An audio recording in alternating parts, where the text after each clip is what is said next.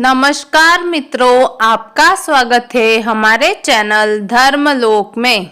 आज हम जानेंगे माँ दुर्गा की दूसरी शक्ति ब्रह्मचारिणी की पावन कथा। तो चलिए शुरू करते हैं। माँ दुर्गा की नौ शक्ति का दूसरा स्वरूप ब्रह्मचारिणी का है। यहाँ ब्रह्म का अर्थ तपस्या से है।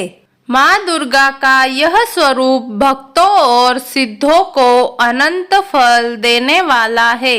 इनकी उपासना से तप, त्याग, वैराग्य, सदाचार और संयम की वृद्धि होती है। ब्रह्मचारिणी का अर्थ तप की चारिणी यानी तप का आचरण करने वाली देवी। देवी का यह रूप पूर्ण ज्योतिर्मयी और अनंत भव्य है। इस देवी के दाएं हाथ में जप की माला है और बाएं हाथ में यह कमंडल धारण किए है। पुनर्जन्म में इस देवी ने हिमालय के घर पुत्री रूप में जन्म लिया था और नारद जी के उपदेश से भगवान शंकर को पति रूप में प्राप्त करने के लिए घोर तपस्या की थी। इस कठिन तपस्या के कारण इन्हें तपश्चारिणी अर्थात ब्रह्मचारिणी नाम से अभिहित किया गया है।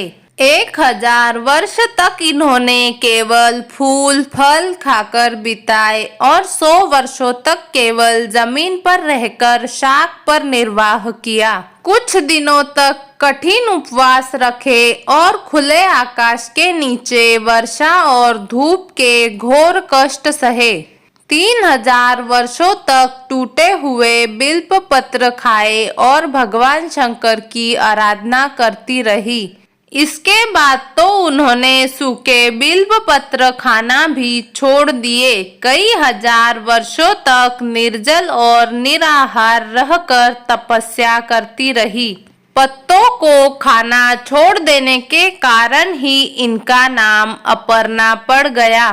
कठिन तपस्या के कारण देवी का शरीर एकदम क्षीण हो गया। देवता, ऋषि, सिद्धगण, मुनि सभी ने ब्रह्मचारिणी की तपस्या को अभूतपूर्व पुण्य कृत्य बताया, सराहना की और कहा, हे देवी, आज तक किसी ने इस तरह की कठोर तपस्या नहीं की। यह तुमसे ही संभव थी। तुम्हारी मनोकामना परिपूर्ण होगी और भगवान चंद्रमौली शिवजी तुम्हें पति रूप में प्राप्त होंगे।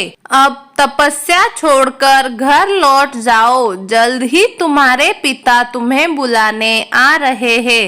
इस देवी की कथा का सार यह है कि जीवन के कठिन संघर्षों में भी मन विचलित नहीं होना चाहिए। माँ ब्रह्मचारिणी देवी की कृपा से सर्व सिद्धि प्राप्त होती है। दुर्गा पूजा के दूसरे दिन देवी के इस स्वरूप की उपासना की जाती है। तो मित्रों, आज के लिए बस इतना ही। उम्मीद करते हैं हमारे द्वारा दी गई जानकारी आपको अच्छी लगी होगी। आपको हमारा वीडियो अच्छा लगा हो तो लाइक, शेयर और सब्सक्राइब जरूर करें।